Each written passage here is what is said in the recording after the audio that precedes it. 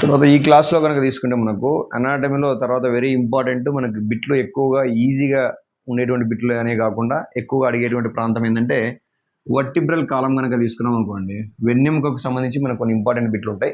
So అందులో ఏంటంటే మనకు ఎన్ని రకాల వెన్నెముక అంటే కొన్ని రకాలైనటువంటి ఎముకలు అన్నీ కలిసి మనకు టోటల్గా మనకు సింపుల్ చెప్తే వెన్ను పూసలు కలిసి లేదా వట్టిబ్రేలు కలిసి వట్టిబ్రేలు కాలం లేదా వెన్నెముకను ఏర్పరుస్తాయి. పాయింట్ గుర్తుపెట్టుకోండి.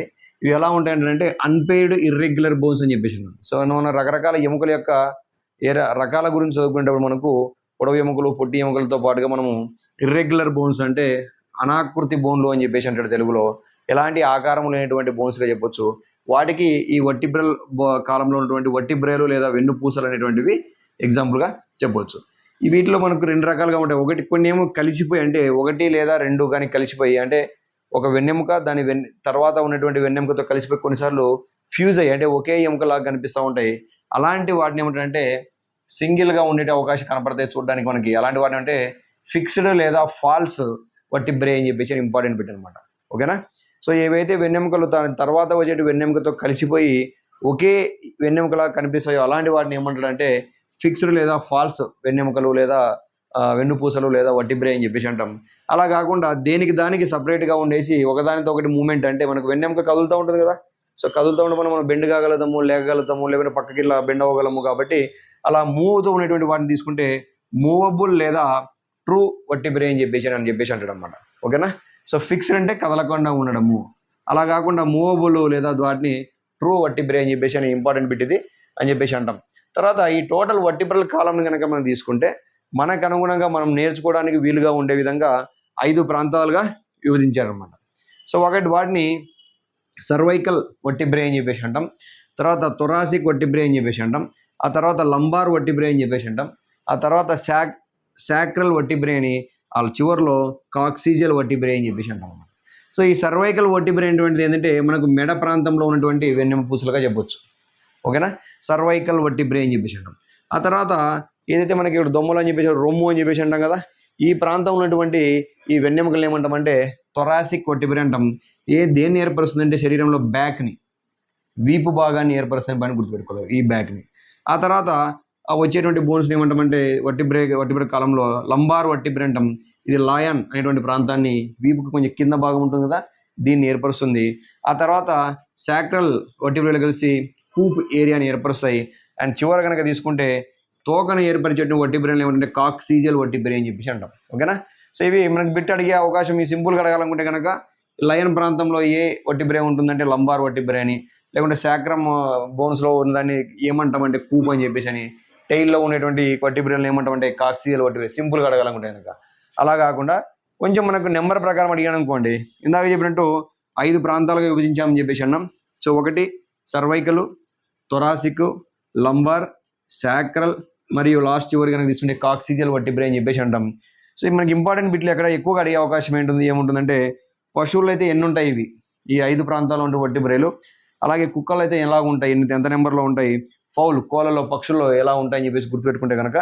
సో పశువుల్లో కనుక తీసుకుని మనకు సర్వైకల్ వర్టిబ్రే ఏమో 7 ఉంటాయి, థొరాసిక్ ఏమో 13 ఉంటాయి, లంబార్ ఏమో 6 ఉంటాయి, సాక్రల్ ఏమో 5 ఉంటాయి, లాస్ట్ కాక్సిజియల్ కనుక తీసుకుంటే 18 నుంచి 20 ఉంటాయని చెప్పేసి గుర్తుపెట్టుకోండి.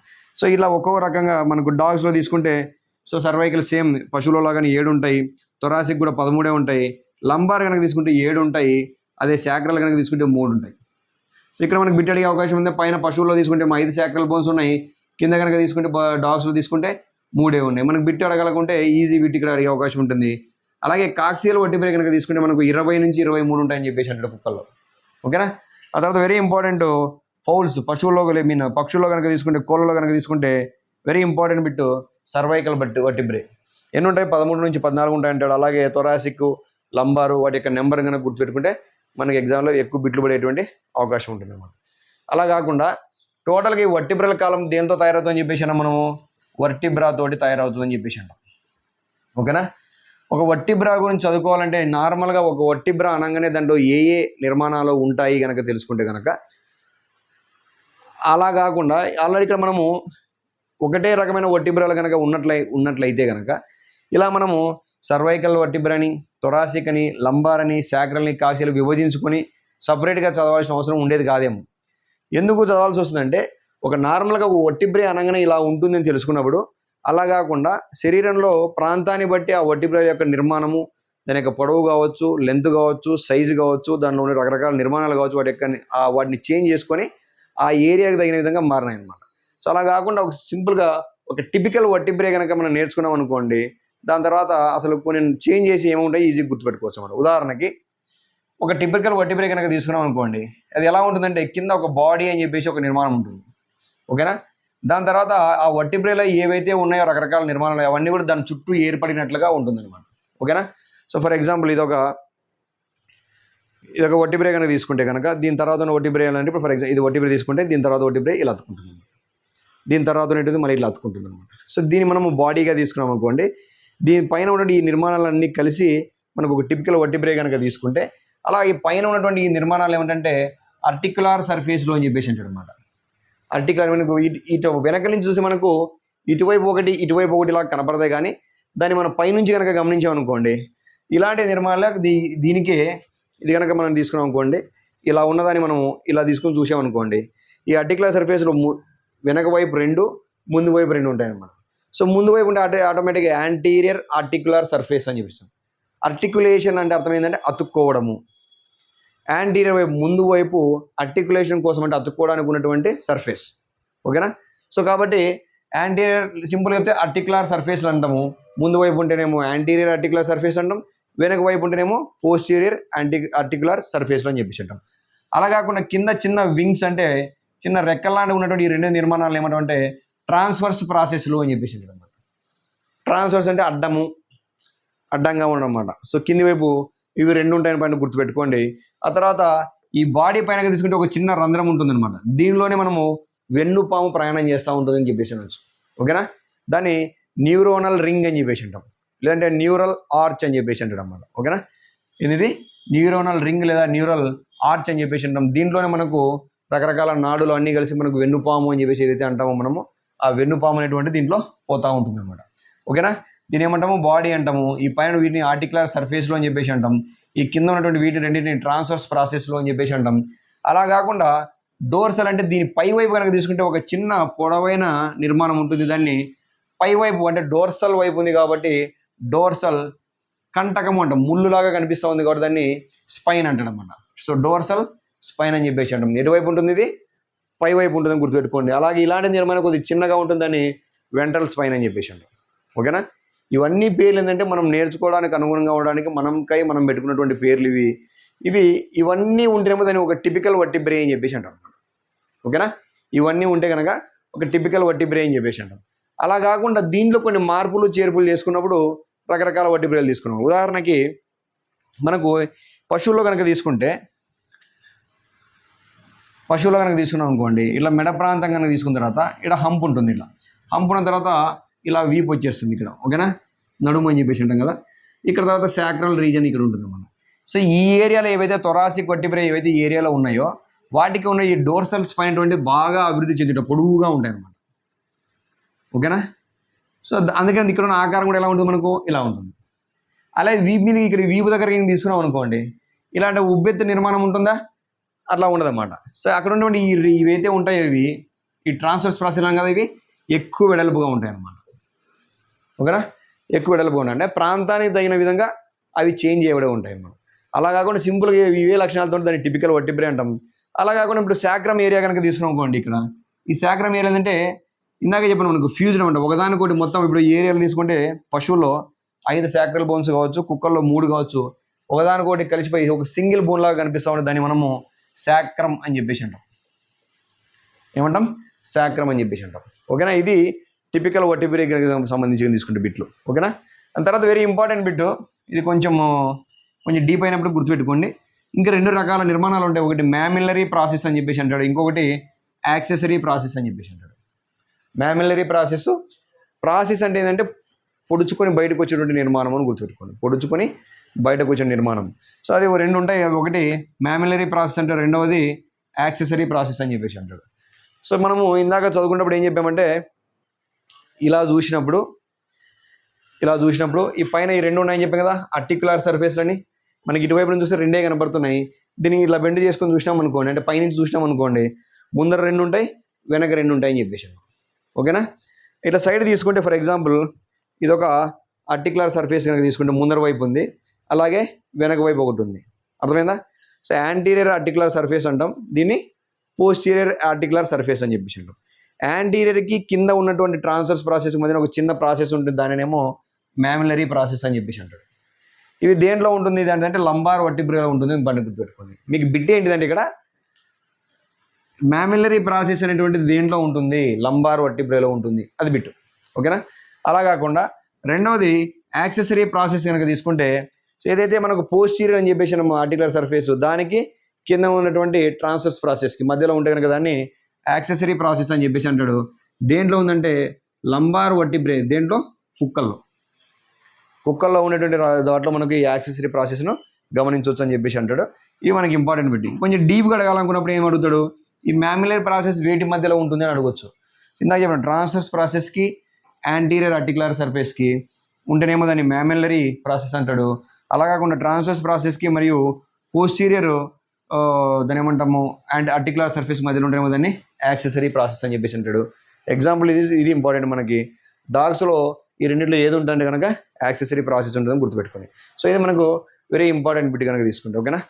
నెక్స్ట్ తర్వాత ఈ ఏవైతే థొరాసిక్ లేకుంటే సర్వైకల్, థొరాసిక్, లంబార్ మరియు ఇలా రకరకాలుగా ఐదు ఏరియాలుగా మనం విభజించుకొని చదువుకున్నాం, వర్టిబ్రే కాలం గురించి చదువుకున్నాము. సో వాటి గురించి చిన్న ఇంపార్టెంట్ పాయింట్లు కనుక తీసుకుంటే కనుక సర్వైకల్ ప్రాంతంలో ఉన్నటువంటి వర్టిబ్రేలు అన్నీ కలిసి దేన్ని ఏర్పరుస్తాయంటే నెక్ను ఏర్పరుస్తాయి, మెడ ప్రాంతంలో ఉంటాయని పని గుర్తుపెట్టుకోండి.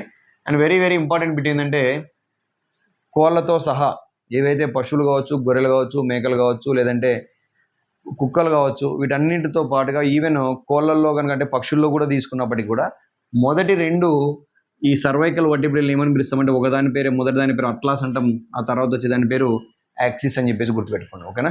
Very important. మొదటి 2 సర్వైకల్ వర్టిబ్రేలు ఏమేమి ఉంటాయంటే అట్లాస్ మరియు యాక్సిస్ అని గుర్తుపెట్టుకోండి.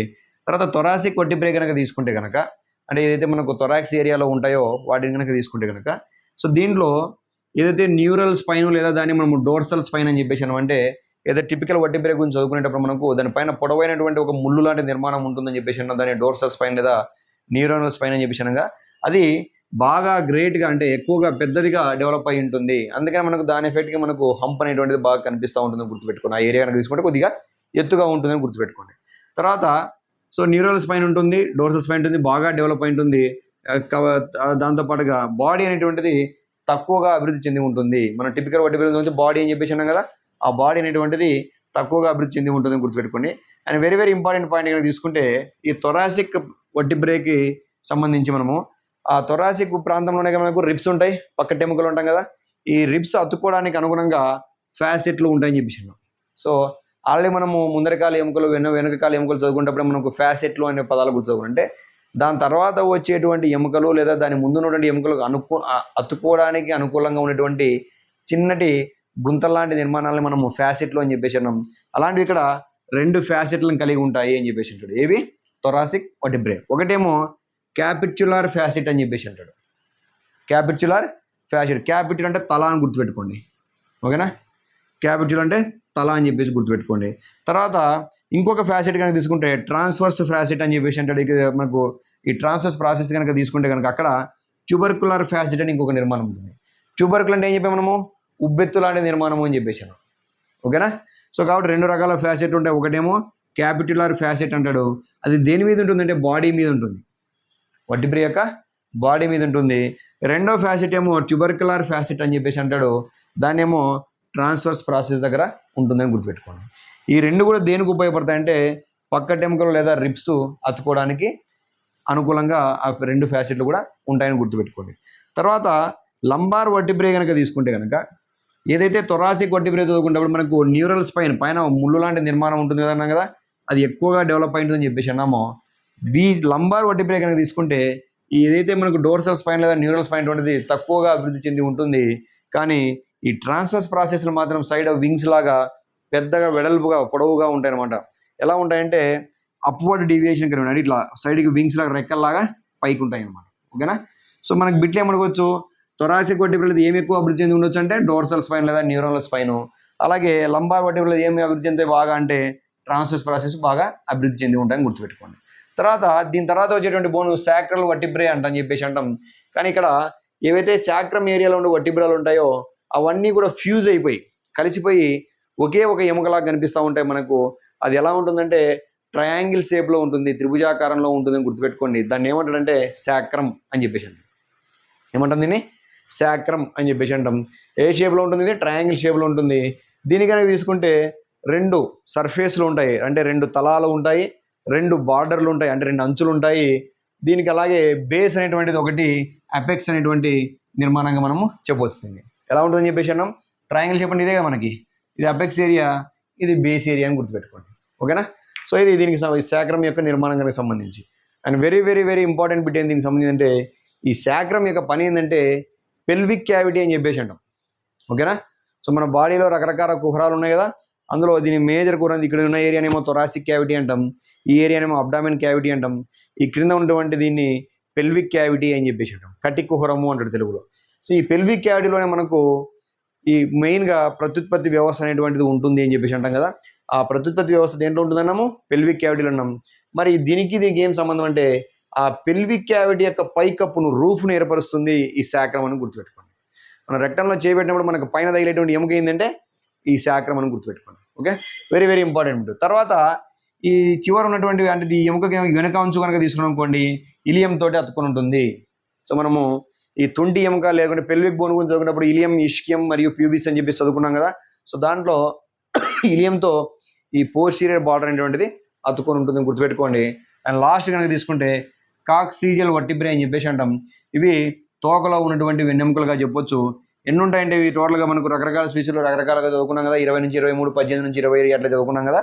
సో అట్లా వాటిలో మొదటి 5 లేదా 6 అనేటువంటివి టిపికల్ వర్టిబ్రేకి ఉదాహరణగా చెప్పొచ్చు అనమాట. మొదటి 5 లేదా 6 కాక్సిజియల్ వర్టిబ్రే అనేటువంటివి టిపికల్ వర్టిబ్రేకి ఎగ్జాంపుల్గా చెప్పొచ్చు. దాని తర్వాత కనుక తీసుకుంటే మనకు ఈ బాడీస్ మాత్రమే బాగా అభివృద్ధి చెంది ఉంటాయి. ఏవైతే న్యూరల్ స్పైన్ లేదా డోర్సల్ స్పైన్ అనేటువంటిది పోయే కొద్ది వెనుక తోక యొక్క చివరికి పోయే కొద్ది వాటి యొక్క అవసరం ఉండదు కాబట్టి సరిగా ఓన్లీ బాడీస్ మాత్రమే చిన్న చిన్న ఎముకలు ముద్దల్లాగా కనిపిస్తూ ఉంటాయి, చిన్న చిన్న బుడిపిల్లలాగా కనిపిస్తూ ఉంటాయని గుర్తుపెట్టుకోండి. ఓకేనా? అండ్ వెరీ ఇంపార్టెంట్ బిట్ తర్వాతది రిబ్స్. పక్కటెముకలు కనుక తీసుకున్నాం అనుకోండి, ఎలా ఉంటాయంటే పొడవుగా ఉండేసి చిన్న బ్లేడ్స్ లాగా ఉండేసి కరువు వంపు తిరిగి ఉంటాయి. ఎలా ఉంటాయి? ఇలా తిరిగి ఉంటాయి కదా వర్టిబ్రేలు. So ribs. సో ఎన్ని ఉంటాయంటే ఇవి జతలుగా ఉంటాయని గుర్తుపెట్టుకోండి. ఎన్ని జతలు ఉంటాయంటే థొరాసిక్ వర్టిబ్రే ఎన్ని ఉంటాయి అవన్నీ ఉంటాయి. T13 అని చెప్పేసి అన్నాం. 13 థొరాసిక్ వర్టిబ్రే ఉంటాయి. ఆటోమేటిక్గా ఇవి కూడా 13 జతలు ఉంటాయని గుర్తుపెట్టుకోండి. అండ్ దీనికి సంబంధించి వెరీ వెరీ ఇంపార్టెంట్ బిట్ ఏంటంటే మనకు మ్యాక్సిమం దీనిక్కడ బిట్లు పడే అవకాశం ఉంటుంది. ఏంటంటే ఏదైతే రిబ్స్ అని చెప్పేసి అన్నామో అవి జతలుగా ఉంటాయని చెప్పేసి అన్నామో. సో ఫర్ ఎగ్జాంపుల్ ఇది కనుక థొరాసిక్ వర్టిబ్రే కనుక తీసుకున్నాం అనుకోండి. ఓకేనా? ఈ థొరాసిక్ వర్టిబ్రే నుంచి ఒక్కొక్క రిబ్ ఇలా జతలు అంటే ఇటువైపు ఒకటి అటువైపు ఒకటి, రైట్ సైడ్ ఒకటి లెఫ్ట్ సైడ్ ఒకటి ఉంటుంది కదా. ఇవి దీని కింద ఒక ఎముక ఒకటి ఉంటుంది, దాన్ని స్టెర్నమ్ అని చెప్పేసి ఉంటాం. దీని కింద ఒకటి స్టెర్నమ్ అని చెప్పేసి ఉంటుంది. ఏవైతే వెన్నెముకలు పక్కటెముకలు థొరాసిక్ వర్టిబ్రే నుంచి బయలుదేరి కింద ఉన్నటువంటి స్టెర్నమ్కి అతుక్కొని ఉంటాయో, అర్థమైందా? ఏవైతే వర్టిబ్రేలు పైన ఉన్నటువంటి థొరాసిక్ వర్టిబ్రే నుంచి అతుక్కొని, ఇందాక థొరాసిక్ వర్టిబ్రే గురించి చదువుకున్నప్పుడు ఏం చెప్పాము? 2 ఫ్యాసెట్లు ఉంటాయని చెప్పేసి అన్నాం కదా. క్యాపిట్యులర్ ఫ్యాసెట్ అని ఒకటి, తర్వాత లంబార్ దాని ఏమంటారు ఇంకొక ఫ్యాసెట్ అని చెప్పాం కదా. ఈ 2 ఫ్యాసెట్ల నుంచి బయలుదేరంటే ఏంటివి? పక్కటెముకలు, రిబ్స్ అని చెప్పేసి ఉంటాం. కింద ఉన్నటువంటి దీనికి అతుక్కొని ఉంటాయన్నమాట, స్టెర్నమ్ అని చెప్పేసి ఉంటాం. ఓకేనా? ఏవైతే పైనుంచి బయలుదేరి కింద స్టెర్నానికి అతుక్కొని ఉంటాయో వాటిని స్టెర్నల్ రిబ్స్ అని చెప్పేసి అంటాం. స్టెర్నమ్కి అతుక్కొని ఉంటే వాటిని స్టెర్నల్ రిబ్స్ అని చెప్పేసి అంటాం. ఏవైతే అతుక్కోలేదో వాటిని ఏ స్టెర్నల్ రిబ్స్ అని చెప్పేసి అంటాం. ఓకేనా? స్టెర్నల్ రిబ్స్ అంటే మొదటి 8 జతలు, మొదటి 8 జతలు అంటే ఇవి పైన వర్టిబ్రేకి కింద స్టెర్నమ్కి అతుక్కొని ఉంటాయని గుర్తుపెట్టుకోండి. వాటిని స్టెర్నల్ రిబ్స్ అని చెప్పేసి అంటాం. దానికి ఇంకొక పేరు ఏంటంటే నిజమైన ఎముకలు, నిజమైన రిబ్స్, లేదంటే వాటిని ట్రూ రిబ్స్ అని చెప్పేసి అంటాడు. ట్రూ రిబ్స్ అని చెప్పేసి అంటాడు. వాటికి ఇంకొక పేరు ఏంటంటే ఫిక్స్డ్ రిబ్స్ అని చెప్పేసి కూడా అంటాం. ఫిక్స్ అంటే అర్థమైంది అతుక్కొని ఉండటము. అందుకని ట్రూ రిబ్స్ లేదా స్టెర్నమ్కి అతుక్కొని ఉంటుంది కాబట్టి స్టెర్నల్ రిబ్స్ అని చెప్పేసి అంటాడు. మరి మిగతా 5 జతలు ఏవైతే అంటే అవి ఇలా పక్కన వేలాడుతూ ఉంటాయి అనమాట వెనక్ సైడ్. ఓకేనా. సో వాటిని ఫాల్స్ రిబ్స్ అని చెప్పేసి అంటాడు, లేదా ఫ్లోట్ అంటే వేలాడుతూ ఉన్నాయి కాబట్టి దాన్ని ఫ్లోటింగ్ రిబ్స్ అని చెప్పేసి అంటాడు. స్టెర్నంకి అతుక్కోలేదు కాబట్టి దాన్ని ఎస్టెర్నల్ రిబ్స్ అని చెప్పేసి అంటాడు. ఓకేనా. So very very very important bit మీకు ఇది. ఆ తర్వాత లాస్ట్ పాయింట్ ఇంపార్టెంట్ బిట్ తీసుకుంటే ఈ రిబ్స్ మధ్యలో ఖాళీ స్పేస్లు ఉన్నాయి కదా, ఓకేనా, వీటిని ఏమంటాడంటే ఇంటర్ కోస్టల్ స్పేసెస్లో అని చెప్పేసి అంటాడు. ఇంటర్ అంటే ఏంటిది, మధ్య, ఇంటర్ కోస్టల్ స్పేసెస్ అని చెప్పేసి అంటాం. And very very important bit ఏంటంటే ఏవైతే సర్వైకల్ ప్రాంతంలో ఉంటాయో వాటికి సంబంధించి ఒక ఇంపార్టెంట్ లక్షణం ఏంటంటే ఎక్కడ ఏర్పరుస్తాయి అనేటువంటిది. థొరాసిక్ వర్టిబ్రేకి సంబంధించి ఏది బాగా అభివృద్ధి చెంది ఉంటుంది, 2 ఫ్యాసెట్లు కలిగి ఉంటాయి. లంబార్ వర్టిబ్రే తీసుకుంటే ట్రాన్స్ఫర్స్ ప్రాసెస్ అంటే బాగా డెవలప్ అయి ఉంటుంది. ఆ తర్వాత ఉన్నటువంటి శాక్రం కంటే కలిసిపోయి ఉంటాయి. ట్రయాంగిల్ షేప్లో ఉన్నటువంటి ఒకే ఒక ఎముకలాగా కనిపిస్తూ ఉంటుంది అని గుర్తుపెట్టుకోవాలి. And very very very important bit ఏంటంటే ఏదైతే మనకు కాక్సియల్ వర్టిబ్రే అనుకో మొదటి 5 లేదా 6 అనేటువంటి టిపికల్ వర్టిబ్రేకి ఎగ్జాంపుల్, తర్వాత 6 తర్వాత బాడీస్ మాత్రమే బాగా ఉంటాయి, మిగతా నిర్మాణాలు తక్కువగా అభివృద్ధి చెంది ఉంటాయని చెప్పేసి అండి. అండ్ రిబ్స్కి సంబంధించి మనకి చాలా ఇంపార్టెంట్ బిట్లు మ్యాక్సిమం ఈ ఏరియాలో బిట్లు పడే అవకాశం ఉంటుంది. సో ఇది టోటల్గా మనకు ఈ వీటన్నిటికి సంబంధించి కనుక తీసుకుంటే కనుక, ఓకేనా. తర్వాత లాస్ట్ది కనుక తీసుకుంటే స్టెర్నమ్ అని చెప్పేసి అంటాం. ఈ స్టెర్నమ్ కనుక తీసుకుంటే మనకు దీన్ని కీల్ బోన్ అని చెప్పేసి కూడా పిలుస్తూ ఉంటారు. మనకు సింపుల్గా చెప్తే ఒక పడవ లాంటి నిర్మాణంగా చెప్పొచ్చు దీన్ని. సో మనకు ఇట్లా యానిమల్ని ఇలా పెట్టుకొని చూసినాం అనుకోండి, ఇలా కనిపిస్తుంది. ఇది సైడ్ నుంచి చూస్తే కనుక ఈ షేప్లో గమనించవచ్చు దీన్ని. ఇది ఒక ట్రయాంగిల్ షేప్ లాగా కనిపిస్తూ ఉంటుంది. తర్వాత వెరీ ఇంపార్టెంట్ బిట్ ఏంటంటే ఇందాక మనం లాస్ట్ క్లాస్లో కనుక చెప్పుకున్నట్టు ఈ ఏదైతే పెల్విక్ క్యావిటీ యొక్క రూఫ్ని ఏమి ఏర్పరుస్తుందని చెప్పేసి అన్నాము, స్టెర్నమ్ అని చెప్పేసి అన్నాము. అలాగే అలాంటి బిట్ ఇది థొరాక్స్, ఈ థొరాసిక్ క్యావిటీని ఏమన్నా థొరాక్స్ అని చెప్పేసాను. ఈ థొరాసిక్ క్యావిటీ యానిమల్ మనకి ఇలా ఉంటుంది కాబట్టి థొరాసిక్ క్యావిటీ యొక్క ఫ్లోర్ని ఏర్పరిచే భాగం ఏంటిదంటే స్టెర్నమ్గా చెప్పవచ్చు. ఓకేనా, అది ఇంపార్టెంట్ బిట్ అది. తర్వాత ఇవి టోటల్గా 7 రకాల బోన్స్ తోటి నిర్మితమై ఉంటుంది. ఒక్కొక్క బోను మనకి ఇటుకల్లాగా ఇలా ఒక్కొక్క బోన్ అట్లా టోటల్గా 7 రకాల బోన్స్ ఉంటాయి, 7 బోన్స్ ఉంటాయి. సో దాంట్లో మధ్యలో కార్టిలేజ్ సాయంతో ఇవి అతుక్కొని ఉండబడి టోటల్గా చూస్తే మనకు ఒకే రకమైనటువంటి బోన్ లాగా కనిపిస్తూ ఉందని గుర్తుపెట్టుకోండి. తర్వాత దీనికి యాజ్ యూజువల్ మన ప్రతి బోన్ గురించి చదువుకున్నప్పుడు సర్ఫేస్లు, బార్డర్లు, ఎక్స్ట్రిమిటీస్ ఖచ్చితంగా చదువుకోవాలి కాబట్టి 2 సర్ఫేస్లు ఉంటాయి, 2 బార్డర్స్ ఉంటాయి, అలాగే 2 ఎక్స్ట్రిమిటీస్. ఫర్ ఎగ్జాంపుల్ యానిమల్ యొక్క తల భాగం కనుక తీసుకుంటే ఇది తోక భాగం కనుక తీసుకున్నాం అనుకోండి, తల భాగం దగ్గర చూస్తే మనకు మొనదేలి ఉంటుంది, తోక వైపు వెళ్ళే కొద్దీ వెడల్పుగా వైడర్గా మారిపోతూ ఉంటుందని గుర్తుపెట్టుకోండి. తర్వాత వీటి యొక్క అంచులో కనుక తీసుకోనుకోండి, ఈ అంచులో కనుక తీసుకుంటే కనుక ఏవైతే పైనుంచి మనకు 8 జతల రిబ్స్ వచ్చేసి కిందకు వచ్చి స్టెర్నంకి అతుక్కుంటాయని చెప్పేసి అన్నామో, ఆ అతుక్కోవడానికి అనుగుణంగా 8 ఆర్టిక్యులర్ సర్ఫేస్లు ఉంటాయనే పాయింట్ గుర్తుపెట్టుకోండి. అండ్ తర్వాత దాన్ని ఏమంటాము, దేంతో అతుక్కుంటుందంటే రిబ్కి సంబంధించి కనుక తీసుకుంటే మనకు పక్కటెంకలు కనుక సంబంధించి ఇలా తీసుకోవచ్చు దీన్ని. ఇది ఒక పక్కటెంక నిర్మాణం కనుక తీసుకుంటే దీన్ని హెడ్ అని చెప్పేసి అంటాం, దీన్ని ఫ్యాసెట్ ఉంటుంది దీని మీద ఒకటి. ఇది ఇలా కాకుండా కింద ఉన్నటువంటి దీని ఏరియాని ఏదైతే మనకు స్టెర్నమ్ కత్తుకుంటుందో దాన్ని ఏమంటే కోస్టల్ కార్టిలేజ్ అని చెప్పేసి అంటాం. కోస్టల్ కార్టిలేజ్తో నిర్మితమై ఉంటుంది. ఇది పోయి స్టెర్నంకి పోయి అతుక్కుంటుంది. అట్లా టోటల్గా అతుక్కునేటువంటి ఫిక్స్డ్ లేదా ట్రూ స్టెర్నమ్ లేదా ట్రూ రిబ్స్ ఎన్ని ఉంటాయని చెప్పాను మనము, 8 జతలు అన్నాం. సో కాబట్టి ఇటువైపు 8, ఇటువైపు కూడా 8 ఉంటాయని గుర్తుపెట్టుకోండి. ఓకేనా. తర్వాత దీని యొక్క ఈ నిర్మాణం ఏదైతే స్టెర్నమ్ యొక్క ముందు వైపు కనుక తీసుకుని యాంటీరియర్ సైడ్ కనుక తీసుకున్నాం అనుకోండి, దీన్ని ఏమంటామంటే ప్రీ స్టెర్నము. ప్రీ అంటే ఏంటిది, ముందు. దానికి ఇంకొక పేరు ఇంపార్టెంట్ బిట్ ఏంటంటే మ్యానుబ్రియం అనే పేరుతో పిలుస్తారు. దాన్ని ఏమంటామంటే దాన్ని మ్యానుబ్రియం అనేటువంటి ఒక పేరుతో పిలుస్తారు. అలాగే వెనక వైపు కనుక తీసుకున్నాం అనుకోండి పోస్ట్ స్టెర్నము లేదా దాన్ని మెటా స్టెర్నము అని చెప్పేసి అంటాడు. అలాగే అక్కడ వెనక తీసుకున్నటువంటి కార్టిలేజ్ ఏమంటే వెరీ ఇంపార్టెంట్ బిట్ మనకు జిఫాయిడ్ కార్టిలేజ్ అనే పేరుతో పిలుస్తుంది అనమాట. వెరీ ఇంపార్టెంట్ బిట్ ఇది, జిఫాయిడ్ కార్టిలేజ్ అని చెప్పేసి ఎటువైపు ఉంటుంది, ఈ యొక్క స్టెర్నమ్కి వెనుక వైపు ఉన్న పాయింట్ గుర్తుపెట్టుకోండి.